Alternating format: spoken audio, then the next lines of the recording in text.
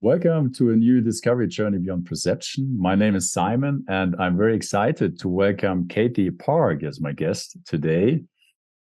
And Katie, to introduce you briefly, you are a long-term practitioner of Zen for, I believe, more than 20 years. You received inka, which is the permission to teach, in 2016, and you're now a Dharma master and a co-guiding teacher for Zen groups in Korea, but also the co-guiding teacher and coordinator of Kwan Um Zen Online. I'm not sure if I pronounced that correctly, but where you are bringing online Zen teaching and support to practitioners worldwide. It is my great joy to be here with you. Welcome, Katie.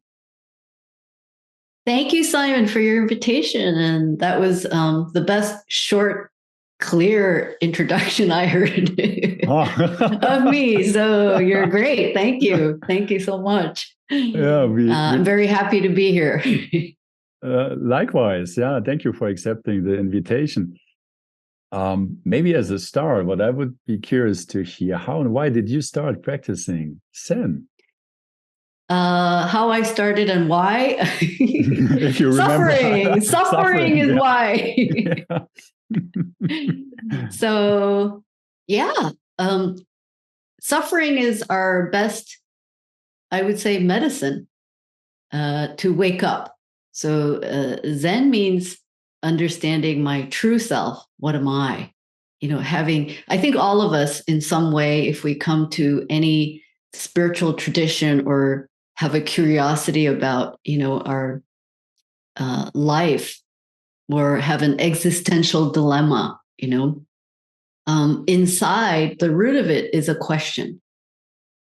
What is my life for? Like, why was I born? Things like that, right? So my background is in fine art. I was trying to be a sculptor, in university. So when I look back, I realized I was not very good at articulating verbally.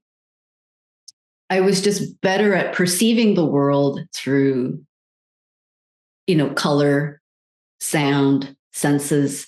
So sculpture, the plastic arts were my love. I love drawing. I love seeing the world through color and seeing, artists' work, the work of other people that are expressions of their mind through, a painting or a drawing or a piece of sculpture or music or any of the arts that, express to us the nature of human mind, but also their feelings, their experiences.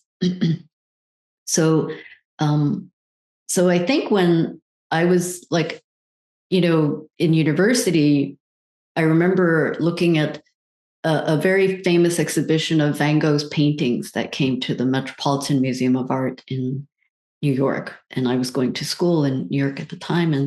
And we were going through these, rooms for hours of all of Van Gogh's paintings. And he has these famous paintings of the yellow room where he was sitting, bright colors. And at the end of the tour of the exhibition, I had such a big headache because those colors were so bright and crazy. And I was like, I had this thought in my head, like, how can I be a great artist? Like, I didn't suffer enough. There's so much suffering in those paintings that I could feel and experience. And I think at the end of school, the question I was left with was, why do I make art? What's your impetus for making art? But that question sort of started to grow, get deeper and bigger and, kind of more persistent, but without an answer as my life went on. And of course, then, you go on with your life with, trying different things, trying to make money, trying to have relationships and, and then that question just gets bigger and bigger. So finally I understood, what is suffering? Not so good. So one time I was actually in a car accident in California on the 101 freeway, which is the oldest highway in Los Angeles. It's called the Pasadena Freeway, and it's like a winding highway. And I wasn't driving, but I was in the car and the car flipped. And we kind of skidded down about 50 meters upside down. But I had my seatbelt on. So fortunately, we got out of the car and I was unscathed. I had only like a small nick on my elbow and nothing else. But if you looked at the car was completely destroyed. And you would think, who survived this? Not possible. So as we were waiting for the police, to come, I remember, obviously it was a bit of a trauma, if you get into a car accident. So I was standing there on the side of the road with the cars running on the freeway, keep going in front of me.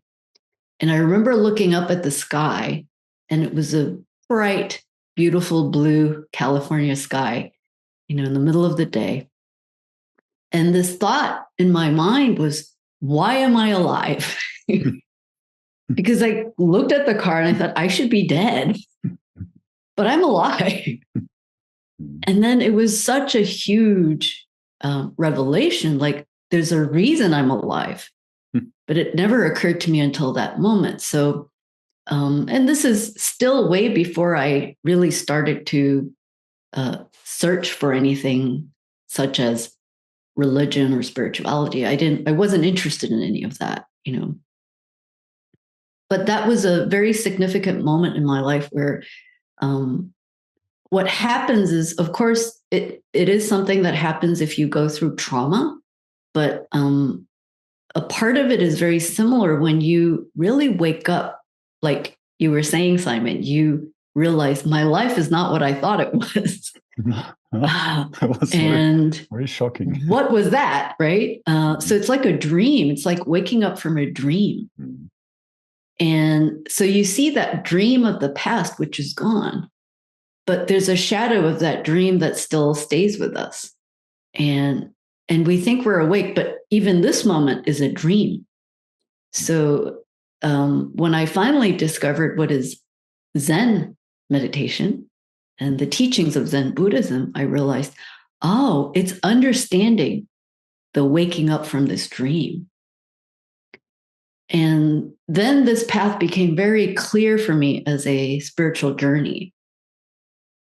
So, one thing led to another, and I met a group of practitioners suddenly, and it was, starting to happen. So I did a retreat years ago in my first Zen retreat in London. And at that time, I realized when I sat in a meditation hall with 20 other people that I didn't know at all personally, but we sat in silence for 5 days, sitting 10 hours a day, doing the same thing, 50-minute sitting, 10-minute walking, 50-minute sitting, 10-minute walking, eating in silence. That experience really opened up this understanding of, I needed to stop and wake up from this dream and then realize that everybody else can also wake up from their dream. But we're all in the dream all the time. So Zen means to wake up. And so ever since then, I keep trying to wake up moment to moment. And I still go back to sleep and go back to the dream. But we keep trying. So, so it's a work in progress, I would say. Thank you so much. I mean, in one sense, you already answered that question, but I ask you anyway, like when you now look back over all those years of practicing Zen, how did your life or your perception on life or yourself, if it did, change over those years of practicing? All the years of practicing are burned up in an instant. So I would say, it's very easy to stop practicing. sometimes we can have an experience like, one day you could have like an aha moment, or, one day you have an experience like, I'm one with the universe. Wow. You get this blissful state. And there are many, many ways we can experience something unique, whatever that means. But when I say Zen means to wake up, it means to really wake up to all the illusions that we create in our mind. So even practicing Zen, if we attach to it, it becomes a dream, a Zen dream. Then it's not so useful. It's a dead dream, right? So we can get kind of caught up in, oh, I'm a Zen practitioner or I'm a Buddhist. But we're not really waking up. We're still attaching to some idea of what it means to get enlightenment or wake up or be a Buddhist or be a spiritual person. So the point of Zen training is to wake up from any kind of attachment moment to moment to moment. But it doesn't mean, you leave your spouse or or you don't eat chocolate cake anymore ever because that's bad for you. It's not about that. It's not about cutting out everything which is your life or making drastic changes and becoming an ascetic person. That's not the point of it. The point of it is how much do you attach to anything which arises in your mind, or that you say or hear, or that you do as an action, or interact in the world, right? Or have experiences in situations and relationships. So if we attach to them, they become a hindrance for us. But if we see them for what they are, which is the truth, that's what the Buddha taught, is perceive the truth, see clearly the truth, then finding that correct function of truth is what we call correct life. So that's why I say, it's easy to think about, oh, I've been practicing for so many years, but holding on to that has no meaning, because a student one time asked our teacher, Zen Master Musangsa, if somebody practices 20 years and they stop, what's the difference? If with that and somebody who just sat for a week or tried it a few times and quits. And he says, quitting is all the same. But try 10,000 years nonstop, life after life. That's what matters.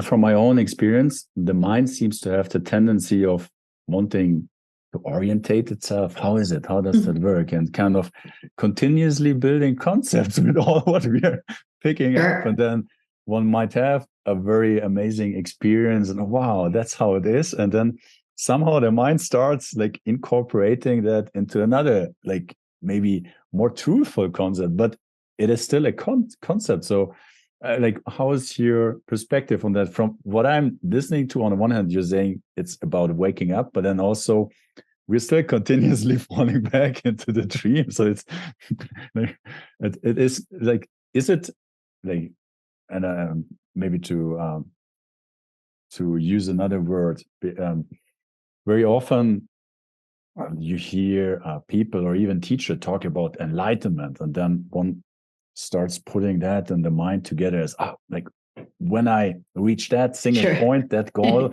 like everything is done and I'm set. Yeah, so that's the problem with language. Because language it's just coming out of our mouth, or we could type it or read it, right? But it's essentially linear. So linear means it's coming from thinking, conceptual thinking. So conceptual thinking is opposites world, right? So we're just basically looking at inside, outside, right or wrong, good or bad, high or low. Everything is opposites. But the dream world is opposites world, right? So Simon is sitting in Mexico with wings behind him, and I'm sitting here in Korea with a golden Buddha behind me, and it's 10:23 a.m. Korea time. So those are opposites, right?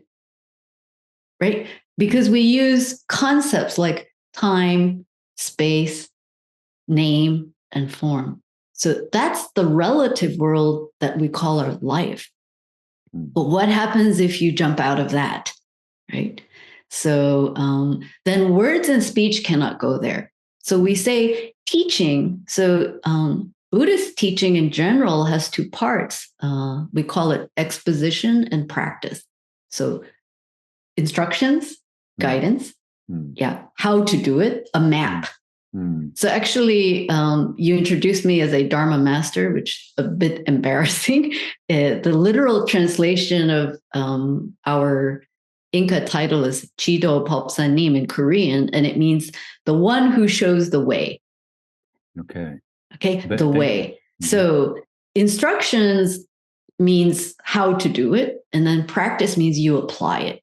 So Buddhism, and of course the practice of Zen is the heart training in Buddhism. You know, it's the heart of the training of the Buddha, what the Buddha taught, to attain our true nature and become Buddha ourselves.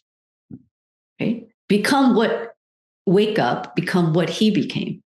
Because the name Buddha in Sanskrit means the awakened one. It's not a name for a god or a king or somebody special. It's really about a human being who really wakes up to his original nature. So when we can wake up, that means we understand that there's this opposites world. And in this opposites world where we live in, we also have our own desires, our own angers, and our ignorance. And that's where, oh, I like this. I want to get enlightenment. Oh no, I want to keep that experience. It's lovely, it's blissful. I want to have it more and more and more. That's desire, but that's okay. We experience it. And the important thing is then what? What's next? How do you then go forward with that? Do we keep going after just blissful experiences? It's easy if you do it with drugs, but then what, right? Or you can have any kind of substances or hallucinogens or whatever that can bring you experiences. Even in those myriad experiences, they're still happening in our mind, right? So your experiences with a certain kind of medication or substance will be different from mine, right? Because we each have our own mental world.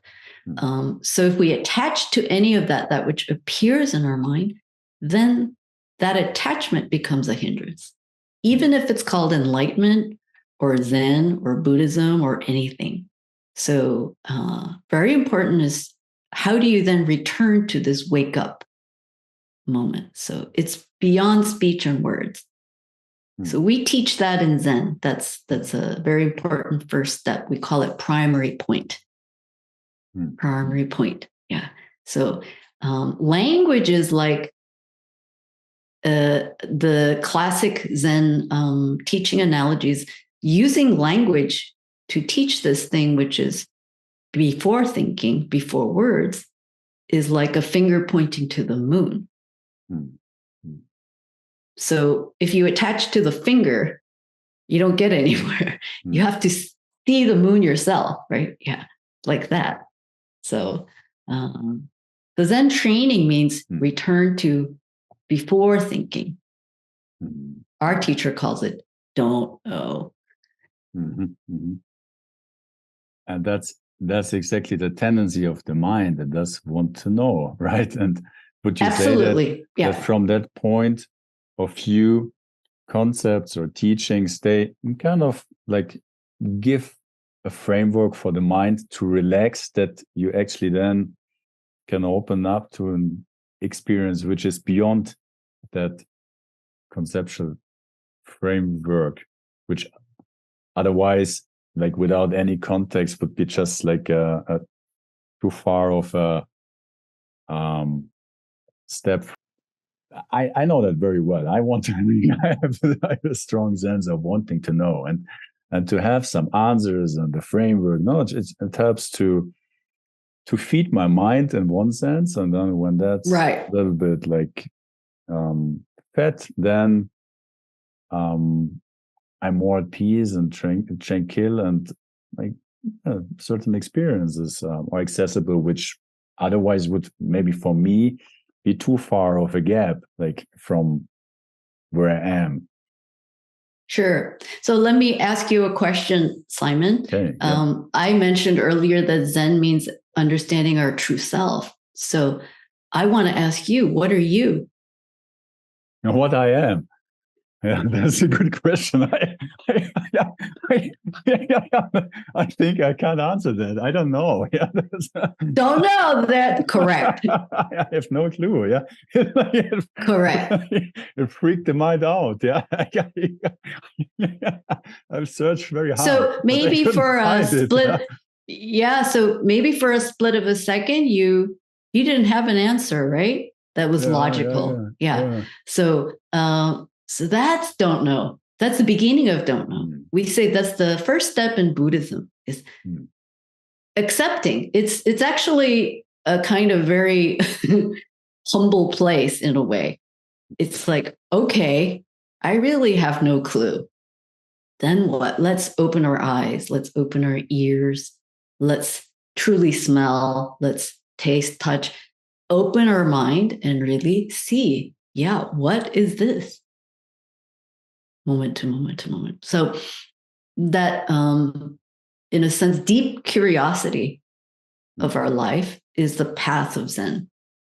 So my experience, and I often share this with many students, is that when people ask about is Zen a religion, I say, it's not a religion. It's actually a kind of science. It's like a lifelong study of yourself, your own life journey. Yeah. So you are the researcher. You are the subject of research, of the dissection, of the experiments and failures. But in the end, it's a study of one's own life and finding that life's path, the direction. And when you see little children, they are still, like you just spoke about, curiosity. They're looking into the world very innocently. Like at least, I don't know, the first year, 1.5 years, they don't even have a sense of themselves, right? So, and then you could say, like, we introduced assumptions, concepts, perceptions, and like layer of assumptions about how things are is in front of our classes. Like, would you say that Zen is really about like clearing those assumptions or waking up from assumptions to have like a direct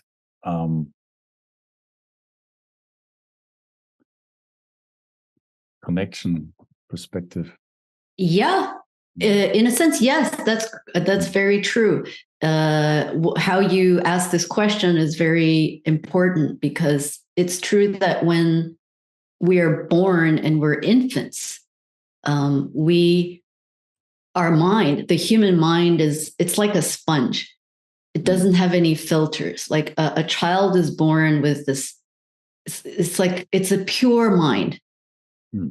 Okay. So it's a pure mind, which means it doesn't have any filters of, like or dislike, good or bad, or opinions. And when the child grows up to about 6 years old, as we understand from child development or neurosciences, their kind of identity is completely formed. This I appears. So these first 6 years of a child's life is crucially important.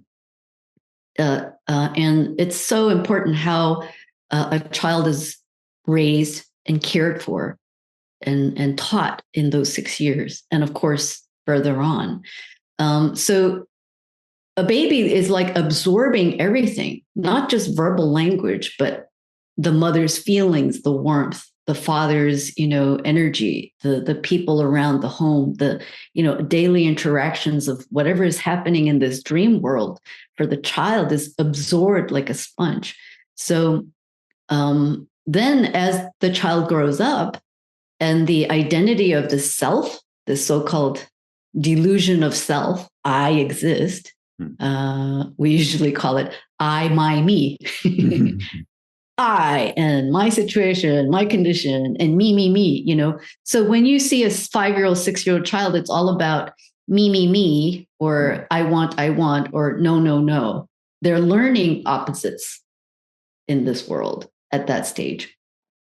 So when we grow up, of course, the energy in our body from the baby, which the original energy of life force was in the belly area of the child, because the baby was getting all the nutrients and life energy from the mother through the umbilical cord. So we call it tanjun in Korean, or tantian in Chinese, which is used a lot in martial arts, Tai Chi, Taoist studies. They focus a lot of different exercises on this Tantian area. It's called energy garden.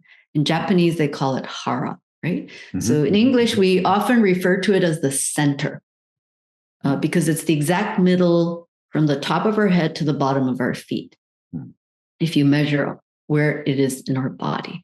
So this is the place of our, I would say, willpower, our ability to decide something and do it. So it's not a logic place, it's a believing in yourself place physically. You feel it in that place. So if this energy starts to move as we grow up because we start thinking more, then the energy comes to our head. So then the intellectual energy center is, of course, in our brain. Emotional energy center is around the heart and lung area.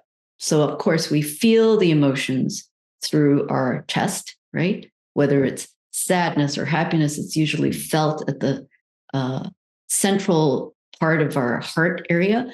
And then thinking, of course, because of the prefrontal cortex, rational thinking is happening in our intellectual center. So, unlike, the Vedic traditions, Zen is very simple. We only have 3 chakras: head chakra, heart chakra, and center. Very easy. We simplify. Okay. So when we practice Zen, what we do is your body energy, physical body energy, your lung and heart energy is expanded by correct breathing. And then your mind energy, which if you cut off your thinking, if you reduce the frequency of your thinking through meditation practices, then these 3 energies become one. Okay. Harmony of the physical energy within just the human body area. Okay. So if this is harmonious, then you have some thinking, but you're in charge of them. No problem. Okay. You make correct decision. You have some emotions, but you're able to use them. You're not, uprooted by them. You feel them. It doesn't mean you don't feel and you're dead and cold. It means you can feel anger, but it doesn't control you. You might feel grief or sadness, but you find ways to digest them, right? And you feel great love, great compassion, happiness, and joy. Then you use it, spread it to others, right? So correct thinking, correct emotions, then use it to do something with it comes from your center. That's a power. We call it power of conviction, okay? Courage to just do it. So you see many people do different things. They don't have to be religious people or spiritual people. They do something for someone else, for others in this moment. And we call that in Zen bodhisattva action. Okay. Yeah. A selfless function for others. So for the kind of experience that we might have, let's say we can return to that experience of a childlike mind where you're open. So I said, it's pure. It just absorbs. A red ball comes, you just see red. You don't have this thought, I don't like red ball, I want green, right? That's a thinking idea, right? A green ball comes, you say, now it's green, okay? So there's no distinction of that. It's just pure perception. So we call that pure, but the one more step is necessary because an adult is no longer a 5-year-old child. So we need pure and clear. So Zen means have a pure and clear mind. Yeah, that means purity comes from seeing clearly the truth. Red ball, red. Green light, green, go, right? Clear means red light, stop. Green light can look left and right and go. That's wisdom. Okay, so it's correct what you said. It's returning to that mind which is not hindered by a lot of concepts and likes and dislikes and distinctions within our own consciousness. And then because of that clarity, you can function better in this truth world, okay, with whatever comes in front of you. A red ball or a green ball or a blue light or whatever it is. Yeah. So it's a correct function of human life. That's what we're aiming for. We call that Buddhahood. Almost there. I take one of that, yeah. Yeah, before you said Zen is a science and not a religion. I think that's what you mentioned before. Some people might argue about that with me, but yes. Yeah. So yeah, I guess there are many misconceptions about Zen. I think you mentioned quite a few of them already, but maybe just to share your perspective towards maybe also people who are listening now, watching, and they might not have yet a context or understanding of Zen. What are differences to other spiritual practices, or what is very distinct about Zen? Yeah, there are obviously many kinds of meditation techniques out in the world, right? Yeah. And some of those techniques are, techniques to be better at work, more productive, or for your health, right? Health and well-being. There are meditation techniques to improve our cognitive thinking, even. There are techniques also to coincide with certain spiritual traditions, like Buddhism. There's contemplations in Christianity and Islam. Hinduism has their own practices. So there's like lots of many techniques of what we will call, in a wider spectrum, meditation and contemplative practices. And usually what I would recommend is for anyone who is new and searching and looking to find a spiritual tradition or a method of working with their mind, is to really look inside yourself, like, what do I want, right? So in Buddhism, we have broadly 3 big traditions. We have Theravadan tradition, which mainly uses the technique of vipassana. And mindfulness as a movement came out of the original training of vipassana meditation, which is still practiced a lot by many different traditions also in the West. Then there's Mahayana tradition. And Mahayana tradition includes like Tibetan traditions, right?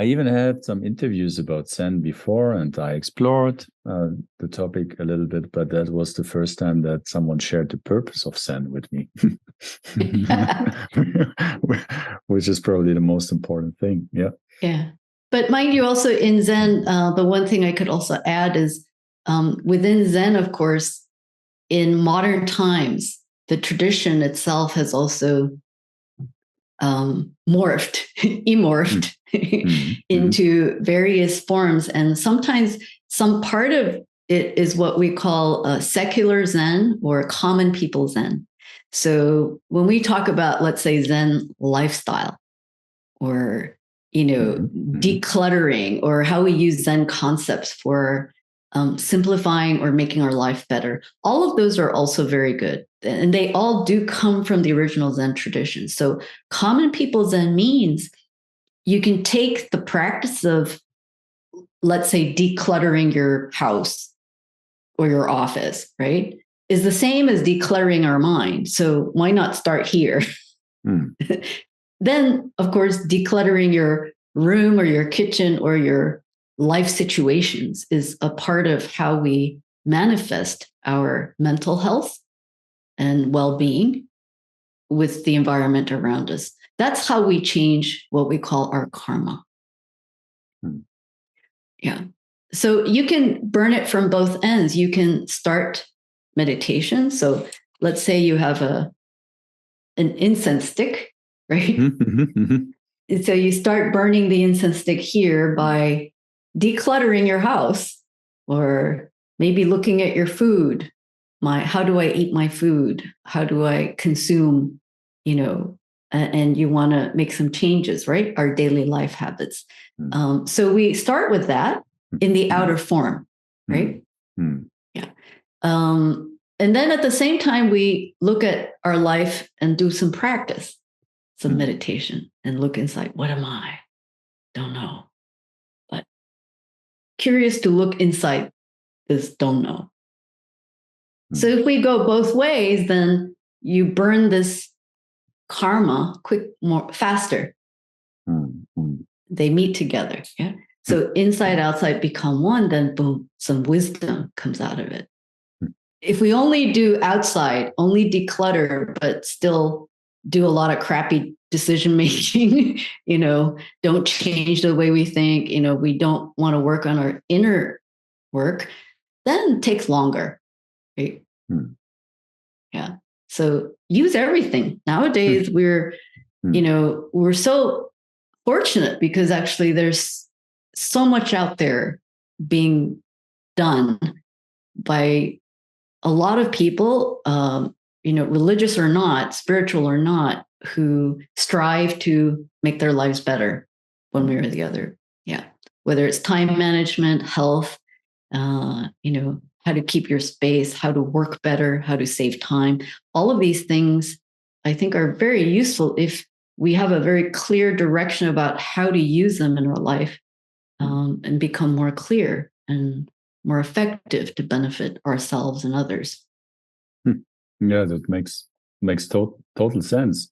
And you mentioned already the meditation. And do you want to give a little bit of perspective on what is foundational to the meditation in Zen, or how does that fit into all or the regular practices of Zen? Meditation is in sitting meditation. So in Zen traditions, sitting is a very central part of our practice, because it means by parking your body in a posture and not moving for some time is an experience that can really help us see our mind. So human body is it's designed to always actually move, right? We have 4 limbs, and usually we're always doing something in movement. When we sit, of course, or sleep, we're not moving, so to speak, but the intent of the human body is that it's functioning constantly, right? So sitting is an activity where you stop everything, then it's a little bit easier to see how our mind is moving. Because when we're always physically moving, we cannot see clearly our mind moving. So we might be physically, washing the dishes, but my mind is, in South Africa, thinking about crocodiles, whatever. Right? Or, so usually the mind and the body, not always in the same place. So when we sit, because your body isn't going anywhere, it's the experience that helps us see our mind go. So it's like we have this famous teaching called the 10 ox herding pictures. And basically it's the story of a little boy and his ox, and the ox runs away. So the boy's chasing, looking for the ox, right? So it's about taming the ox, we say. So our mind is running around all the time, coming up with lots of thoughts. It goes to the past, it goes to the future, it's thinking about tomorrow's work, yesterday's dinner. It's doing many, many things, flying all over the place. Sometimes that's not even my thinking. Maybe you just pick up what somebody else is saying, or we hear some music or some news, and then it becomes like a salad, like in our consciousness, So mind can do anything. So what's important is then, who is the host of this mind? Who is the host of, this moment? So sitting is a practice that really helps us to see that happening. Okay. And then we have other practices like bowing practice, prostrations, also chanting. So chanting is a wonderful practice in many traditions and even in different world religions, because chanting or singing is the way we express our emotions. And so it's a kind of practice of purification in a way, so to speak, of our emotions, emotional energy. So when we chant in Zen, you chant each syllable very clearly. You become one with the sound. So if you chant with a group, then the group's voice, your own voice, you hear it. And if you only hear yourself, that means you're too loud. But if you hear everyone's voice and your own together as one, that's harmony. And because sound is a vibration, when we chant, then oftentimes chanting is a way for us to send or share our practicing energy for those who need it. Like if you have a loved one who's ill, or somebody's passed away, we have various chants we can do through rituals that are the kind of experiences as a practitioner that you can have, where you can actually release those feelings or residues about the person or the situation. And of course, that's in a way a function of religion itself. Is to capture the minds and hearts of people so their sorrows or griefs are processed in some way. And bowing is a practice that we do, prostrations, where you go down on all fours on the cushion and come back up. And different traditions, of course, in Buddhism have bowing practices. In Zen, bowing means completely take away I, my, me. So, when you go down on a mat, your forehead touches the mat. So that means a humble mind. That means take away this ego. In this moment, my head touches the ground. Right? And then come back, stand like Buddha. And then again, go down. Forehead touches the mat, then come back up like Buddha. So we usually do the first thing in the morning in a Zen center, or individuals who practice in our tradition, we start with 108 bows first thing in the morning. And after we do the bows, we might do some chanting, and then some sitting. So those three practices together are a kind of complete, as I said, intellectual thinking energy, emotional energy, and also confidence, do it energy. These three energies come together by doing these three basic practices of meditation. The bowing technique also, it's very interesting because bowing has been around for so long since in many cultures and in many religions. And doing it first thing in the morning is, now I see its tremendous value, because when we wake up in the morning, neuroscience has taught us that our cortisol level is at its highest in the morning. So that means when we wake up from dream state, from sleep and dream state, our cortisol, our stress hormone goes up. Your consciousness wakes up.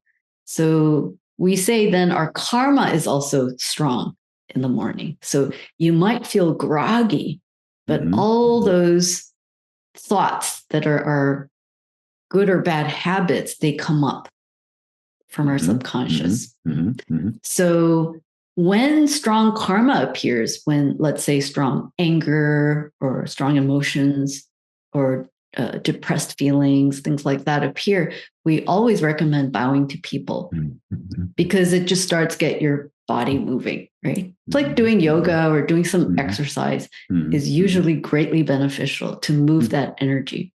So bowing in a way is, it's not an exercise. It's more of almost a mental practice. It's something happens when you do these bows, and it's cathartic. It just brings your body and mind together. So I highly recommend bowing if you don't have time to sit.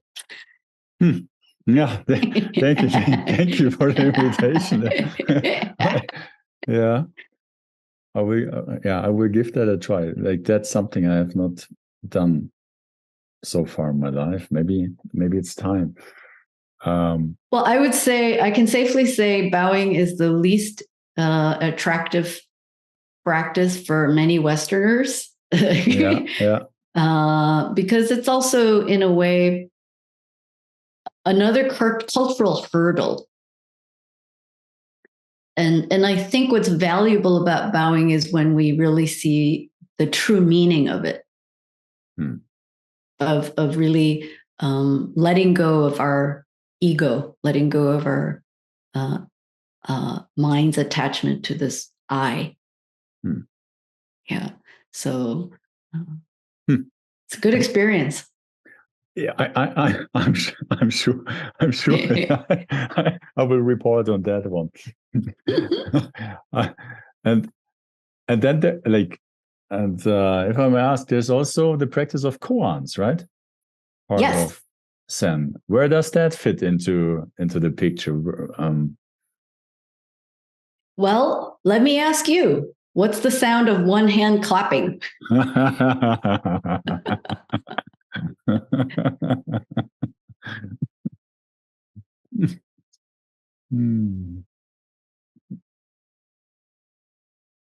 There's a koan for you. Yeah. I even reflected on that one before. Yeah.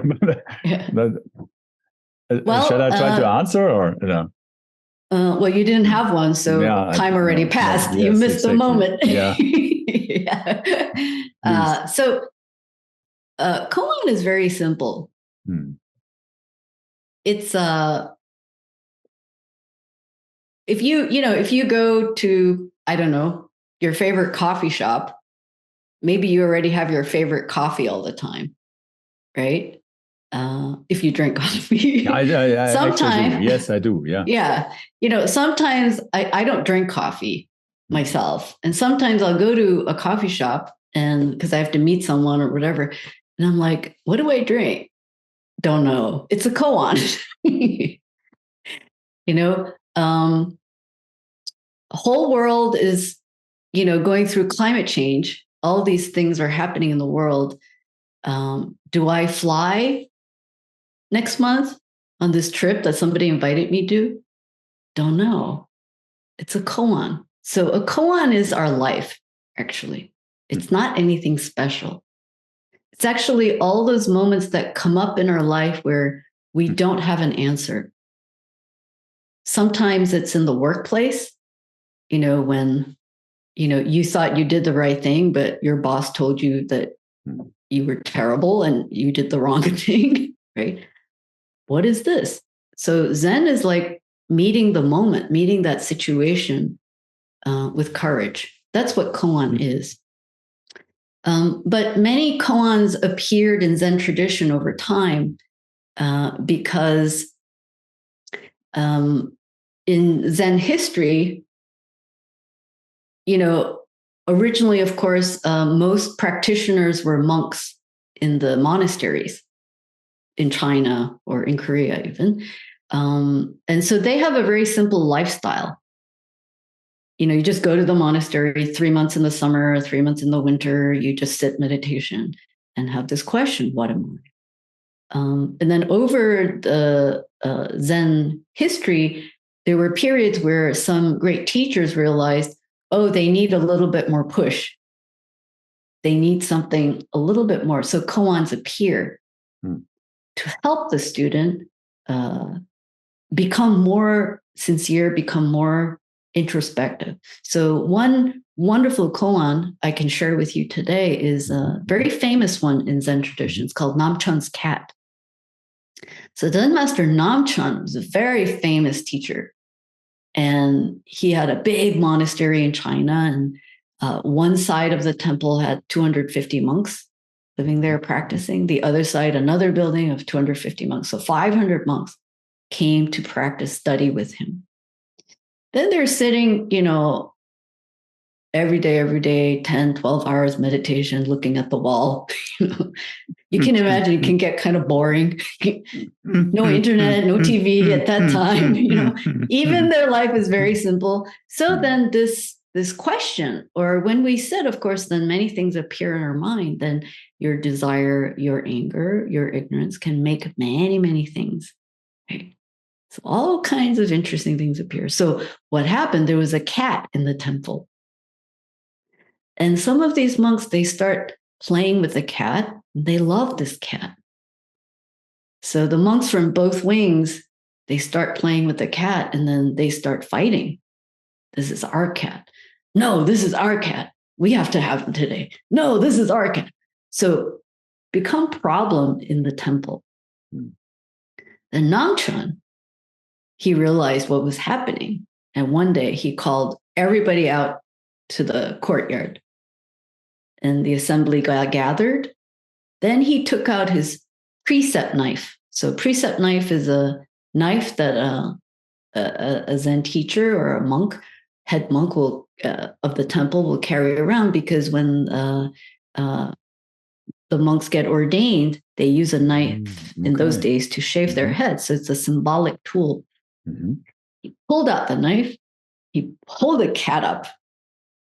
And he said, all of you, give me one word or I'm going to kill this cat. Then everybody was silent. Nobody said anything. Then he took the precept knife and cut the cat. Blood, cat died. Then that night, his best student is a famous monk called Joju. Joju is a famous character in Zen history. Joju came back. He had an errand in another temple. He came back. He came back to Namchun. His teacher says, Master, anything happened today? Then Namchun said, oh, you wouldn't believe what happened. This and this happened, and, I had to kill the cat. Then Namchun, in those days, they were wearing grass shoes. Like the shoes the monks wore were woven like twine. Yeah, they were not leather, or fabric. They were made of twine. And so he took his shoes off and he put it on his head and then he walked off. So that's the end of the story. So the koan here, is, if you were there, if you were one of those monks, how would you save this cat? How I would have saved that cat. Yes, if you were one of those monks in that temple, when Namchon held up the cat and says, "You, give me one word, or I will kill this cat." What can you do?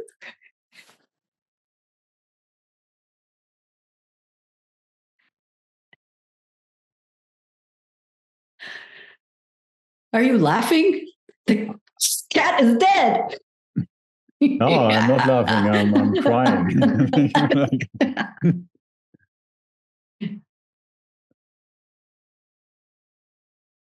Yeah. So this koan is called a great love, great compassion koan.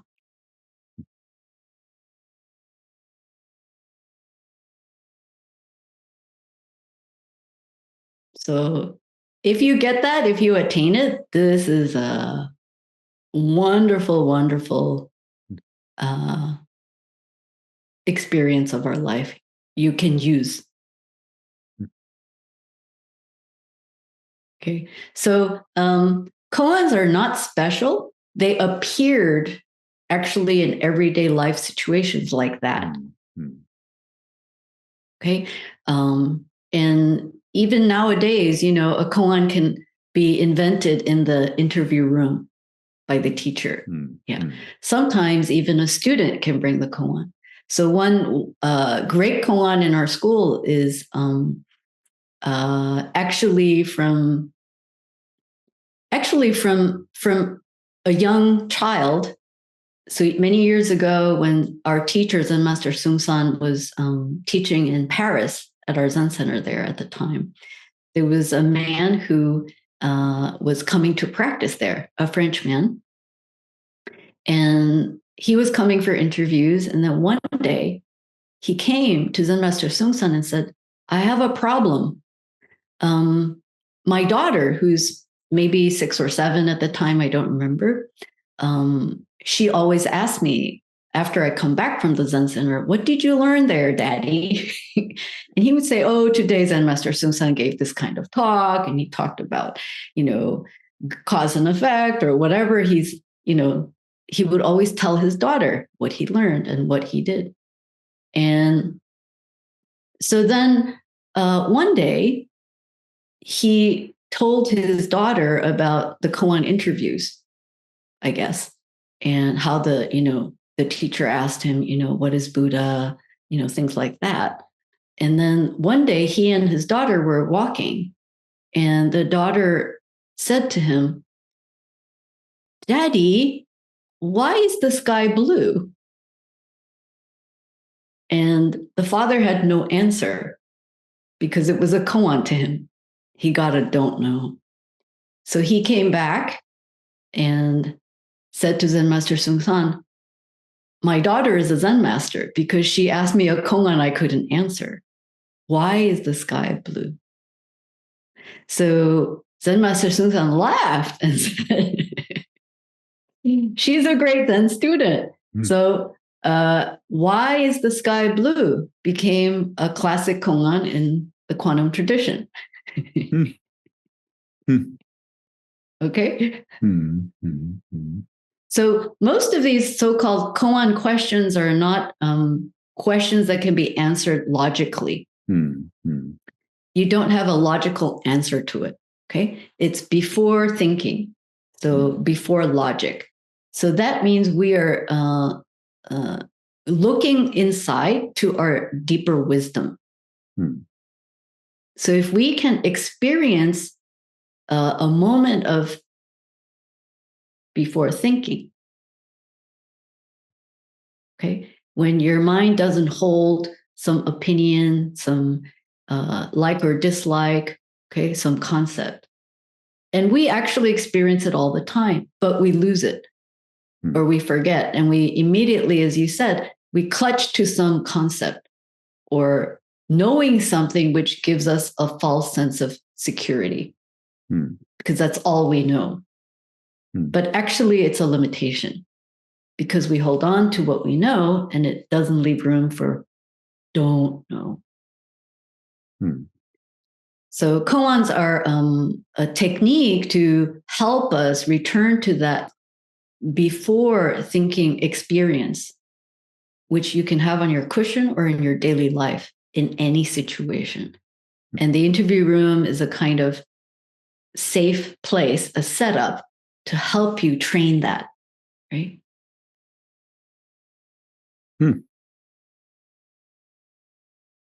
That makes a lot of sense intuitively, and I will contemplate on the one with the cat. Yeah. Yes, do that. That's a good one. Yeah. Yeah. Katie, thank you so much for jumping on this conversation and sharing from your incredible wisdom with us. Thank you so much for taking the time. I don't know, is there something else you want to share which you think might be important, or you want to share with our listeners? You don't have to. Let's see. I think one thing that could be really helpful is when I did my first retreat, as I mentioned to you earlier, years ago, I first experienced the value of keeping silence. So for 5 days or for 90 days, when we do retreats, we keep silence. So it means we don't talk. And I was mentioning earlier that I wasn't a very verbally adept person before, articulating person. And I have to say that using the practice and then being able to learn how to keep silence through retreats and practices, I found my voice. So it's a kind of paradox in a way, because nowadays we all want to be heard. And people are shouting out themselves to the world, and we can't get enough. And of course, there's too much noise at the same time. So if there's one thing I would like to recommend is that, and as I said, Zen isn't necessarily for everybody, but even if you practice like a day of silence once a week, but that means like even not looking at your mobile phone. Silence as in like the silence from concepts, silence from media or information or absorption of concepts. I found that to be hugely nourishing and very important in our day and time, because we're mostly physically and mentally tired. Many people come to meditation and the first thing that happens to them is they get tired and they fall asleep while sitting. Yeah. So it's coming from a lot of mental and just emotional tiredness of being just oversaturated with data and information from all senses. And we don't even see how that's sort of building up. And so a buildup of that, I think, lots of obviously great scientists and also experts out there are talking about this. But in terms of the human mind, or the degeneration of human mind itself is a part of this whole thing that's happening. As we learn to use devices, we are also very much caught up in what the devices are doing to us, right? So I think it's really important for us to really carve out for ourselves this time of what I call silence, like being able to sit quietly or being able to refrain from a lot of data and information. And if you really, really do that, then you can hear better, you can listen better. And then something we want to say also becomes more clear. That's just been my experience over time. So I encourage that. If we want to be more clear or more creative, even in our work, it's really important to digest what we experience or hear or understand, so it becomes wisdom for us. But that's, I think, lacking. I think more people have more information to share. Yeah, so that's what I would suggest, that how to find ways to digest what you already know. Then that leaves room for more clarity and information to support our growth, whatever it is you do. Thank you so much. Yeah, okay. I couldn't agree more. That's I think the challenge with that access to incredible amounts of information, to not get drawn into or get lost into that sea of information and be in the end very confused. Yeah.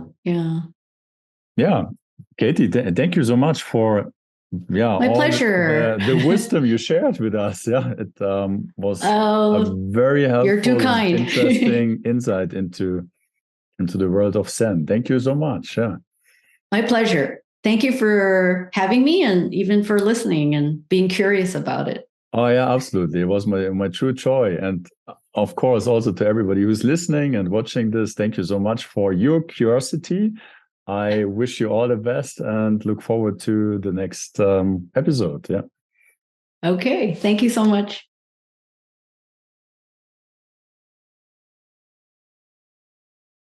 What's my to be joyful and to express who I truly am? Do I have unique gifts and talents? If I do, how do I find them? And if I find them, how do I bring them into life? And is it even possible to make a living from what I actually love to do? Those were some of the questions which drove me now more than a decade. And I don't want to give you a definitive answer, but I learned very valuable principles on my quest that helped me to discover who I am and to bring what I am actually into this life, beyond expectations, beyond conditioning, beyond limiting or self-defeating negative thoughts. And now I want to be the bridge and pass those principles on to you.